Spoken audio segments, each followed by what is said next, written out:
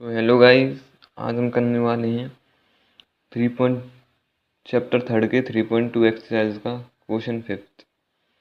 तो क्वेश्चन क्या कह रहा है, अ फ्रिक्शन बिकम्स, एक फ्रिक्शन जो 9.11 हो जाता है कब, जब if 2 is added to both the numerator and the denominator, जब 2 न्यूमरेटर और डिनोमिनेटर में ऐड हो जाता है, ठीक है। और अगर 3 ऐड होता है डिनोमिनेटर और न्यूमरेटर में, if 3 is added to both the numerator and the denominator, it becomes 5/6, वो 5/6 बन जाएगा। फाइंड द फ्रिक्शन, और हमें फ्रिक्शन फाइंड करना है। तो इसके लिए हमें इक्वेशन बनानी पड़ेगी, वो मैं तुम्हें बना के दिखाता हूँ। तो हमने सबसे पहले क्या किया है, हमने लेट किया है, let the denominator and the numerator be Y and X. हमने डिनोमिनेटर और न्यूमरेटर को y और x माना है। उसके बाद अकॉर्डिंग टू क्वेश्चन x+2 और y+2 = 9/11। ये हमें क्वेश्चन में दे रखा था। जब हम न्यूमरेटर हमें मान लिया x है और डिनोमिनेटर हमने माना y, तो हम इन दोनों में +2 करेंगे तो 9/11 आएगा। ये हमारा क्वेश्चन कह रहा है। अब इसे आगे सॉल्व करेंगे। तो गाइस हमने आगे क्या किया, 11x + 22 = 9y + 18।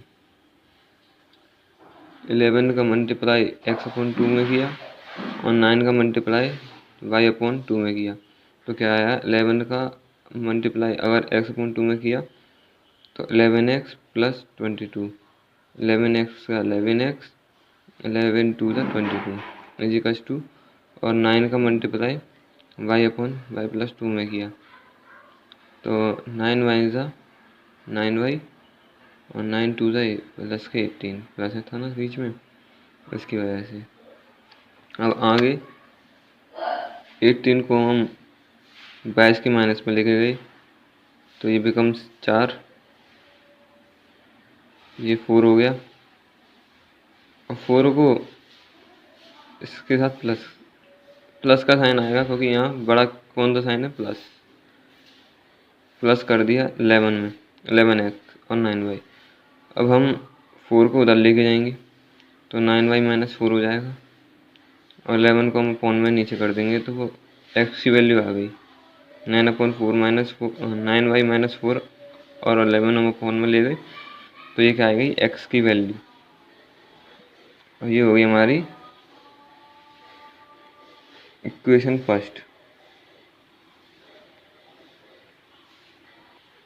वैसे हम इसको भी इक्वेशन फर्स्ट ले सकते हैं, पर बाद में सॉल्व करके ये आएगा तुम्हारा, तो इसको इक्वेशन फर्स्ट लेते हैं।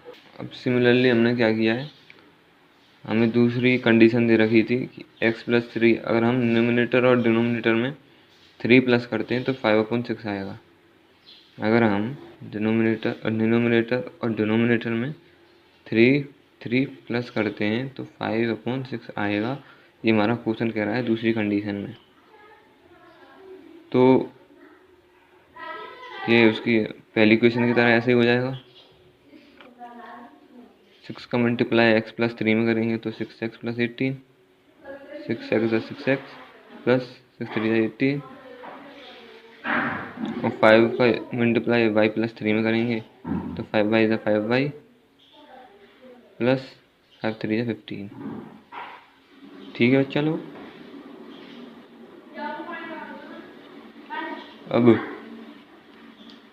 हम 15 को इस साइड लेके आए तो 18 में से 15 माइनस किया तो बचा 3, तो 6x + 3 = 5y। ये हमारी इक्वेशन सेकंड बन गई। अब आगे डिवाइस, अब हमने आगे क्या किया, by putting the value of x in equation second. अब हमने जो हमारी वैल्यू निकली थी x, जो कि हमारी इक्वेशन फर्स्ट थी, उसकी वैल्यू हमने सेकंड में लगा दी।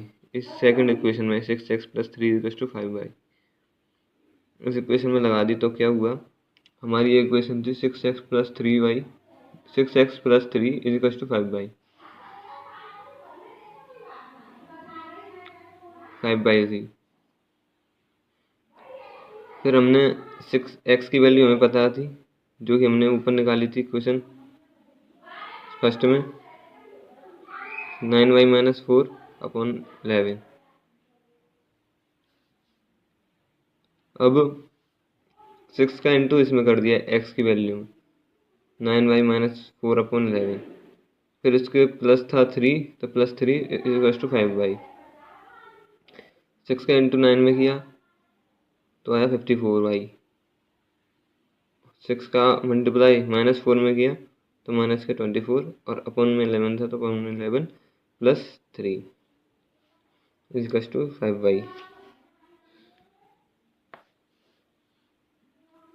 अब 54y - 24 + 33, अब हमने एलसीएम ले लिया 11 का और 11 का डिवाइड हमने 1 में दिया तो 11 बार जाता है 1 में 11, तो 11 का इंटू 3 में तो 33, इसके साथ प्लस में ले लिया तो = 5/,